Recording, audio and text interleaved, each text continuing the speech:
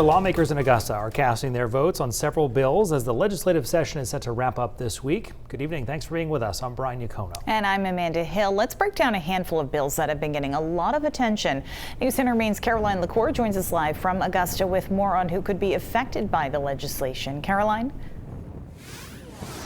Yeah, that's right, Brian and Amanda. The expected deadline for the legislative session is right around the corner. And as a result, lawmakers and Mainers across the state are keeping their eye on several bills. In the legislative session, several gun safety bills have been heavily discussed here in Maine, which supporters hope will bring additional safeguards to prevent future gun violence.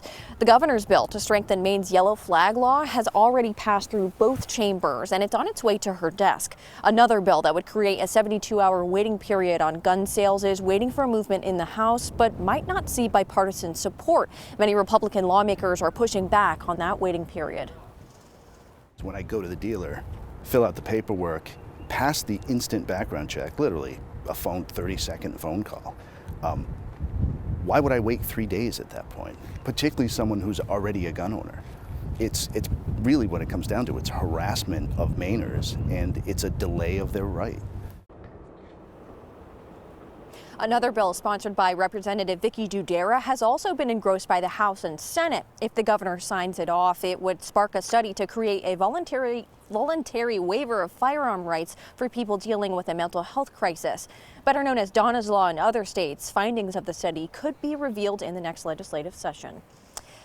And another bill that lawmakers as well as coastal communities are keeping their eyes on might bring funding to help rebuild after several storms we saw earlier this year. After the governor sent a letter to the Senate last week urging lawmakers to pass that funding bill, senators approved an amendment that would allocate $30 million to help rebuild wharfs and working waterfronts. However, the amendment also changes the bill to include other funding for mental health resources and the Department of Health and Human Services. The governor has since sent out a statement asking lawmakers to rework the amendment to focus on coastal infrastructure.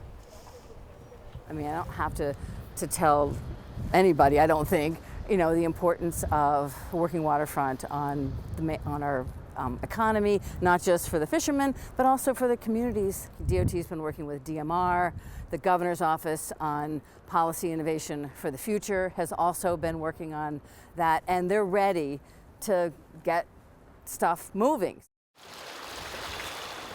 Now, the original bill was a separate part of the governor's supplemental budget and would have also allocated funding to make the coast even more resilient for future storms on Maine's shores. And with the effects of climate change knocking on Maine's door, many are looking for more ways to create more clean energy, and that includes wind power. And one bill would help support future projects that are related to that. The bill was also proposed by the governor. An act regarding offshore wind terminals located on coastal sand dune systems would allow the Department of Environmental Protection to grant a permit to create offshore wind terminals off the coast of Sears Island. The bill was approved 21-13 by the Senate on Monday and now heads back to the House. Organizations in support of that bill say they believe the language in the proposal lines up a reasonable approach to jumpstarting clean energy in the state. We are facing really difficult decisions as a society, and here in Maine specifically, about how we're going to build the clean energy infrastructure at the scale that we need to address the climate crisis. And I think this question about permitting, about sand dunes, about laws and regulations is exactly part of that conversation. And this bill takes a really sensible middle ground approach. Now, both the House and Senate are planning on meeting tomorrow on the last day of the legislative session. Live in Augusta, Caroline LaCour, News Center, Maine. Caroline, our thanks to you.